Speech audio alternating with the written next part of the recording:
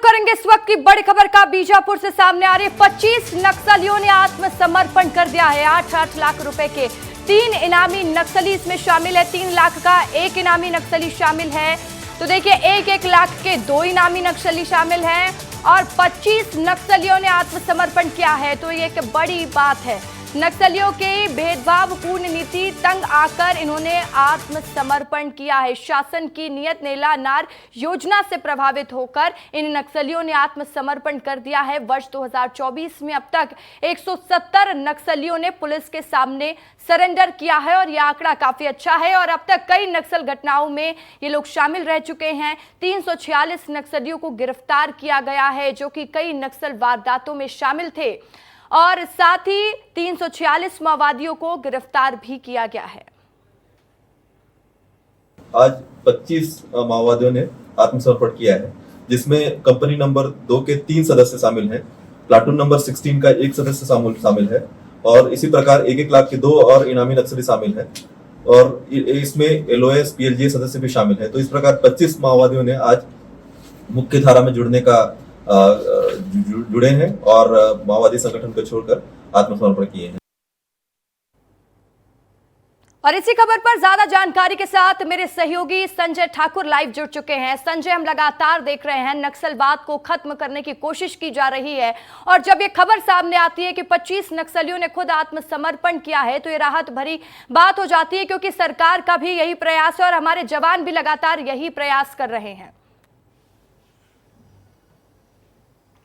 बिल्कुल रसिका, अमित शाह ने खुद कह दिया कि मार्च 2026 तक देश से नक्सलवाद खत्म हो जाएगा और इसके बाद इस तरह की अगर खबर आती है तो ये लगता है कि इस दिशा में फोर्स ने, प्रशासन ने अपने कदम आगे बढ़ा दिए हैं। लेकिन रसिका, जब मैं इन नामों को देखता हूं जिन 25 नक्सलियों ने समर्पण किया है तो एक बहुत खास बात निकल के सामने आती है। मैं आपको बताता हूं, जो PLGA 2 के सदस्य जो हैं, कंपनी नंबर 2 के महेश तेलम, इनकी उम्र है 24 साल। ये 2008 से संगठन में सक्रिय थे, यानी कि जब इनकी उम्र मात्र 8 साल थी। 8 साल में कोई बच्चा दूसरी या तीसरी कक्षा में रहता है, तब से ये नक्सल संगठन में सक्रिय थे।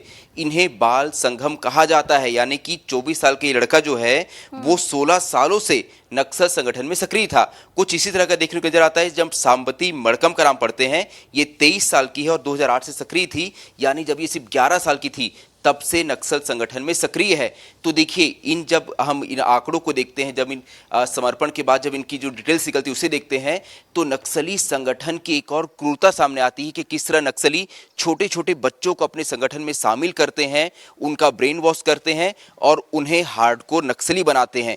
ये सारे नक्सली जो हैं, जो 3 नक्सली जो 8-8 लाख की नामी हैं, ये कंपनी नंबर 2 PLGA के सदस्य थे, यानी कि ये नक्सली जो है ये बड़ी बड़ी घटनाओं में शामिल रह चुके हैं। लेकिन इनकी उम्र जो है वो मात्र 24 साल, 18 साल, 23 साल है। तो समझिए, इससे समझ आता है कि बस्तर में क्या कुछ चल रहा है और यहाँ एक पूरी जनरेशन जो है वो नक्सलवाद की भेंट चढ़ चुकी है। और यही वजह है कि अमित शाह खुद कहते हैं कि मार्च 2026 तक नक्सलवाद खत्म किया जाएगा। ऐसी कहानी हमने कई बार देखी है कि छोटे छोटे उम्र में ही इन लोगों को ले जाया जाता है, उन्हें डराया धमकाया जाता है। लेकिन अच्छी बात यह है कि अब ये वापस लौट चुके हैं, आत्मसमर्पण कर चुके हैं। संजय, इसमें कई इनामी नक्सली भी शामिल है। वो कौन कौन सी ऐसी वारदातों में शामिल थे?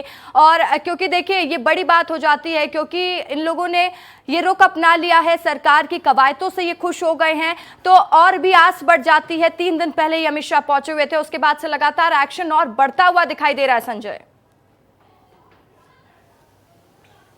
देखिए, ये जो जिस नक्सलियों ने समर्पण किया है ये गंगालूर और भैरमगढ़ एरिया कमेटी में सक्रिय थे। ये इलाके जो हैं ये पिछले 20 सालों से नक्सलियों का सबसे मजबूत गढ़ हैं और इन इलाकों में बहुत बड़ी बड़ी वारदातों को अंजाम दिया है। ये जो नक्सली हैं, जो खास तौर पे 3 जो मुख्य नक्सली जिन पे 8-8 लाख का इनाम था, ये जो नक्सली हैं ये कंपनी नंबर 2 के सदस्य थे, जिनसे अक्सर पुलिस की मुठभेड़ होती आई है। ऐसे में कई जवानों की हत्या का जो है आरोप इन पे लगा हुआ था। लेकिन अब इन लोगों ने नक्सली विचारधारा छोड़ दी है। ये वापिस मुख्य धारा में जुड़ने के लिए ये लौट आए हैं फोर्स के पास। हालांकि इन नक्सलियों के समर्पण के बाद फोर्स इनसे पूछताछ करेगी, जिसमें नक्सल संगठन के बारे में और भी जानकारियां सामने आएगी और इसके बाद जो है फोर्स इन इलाकों में बेहतर तरीके से अपने ऑपरेशन चला सकेगी।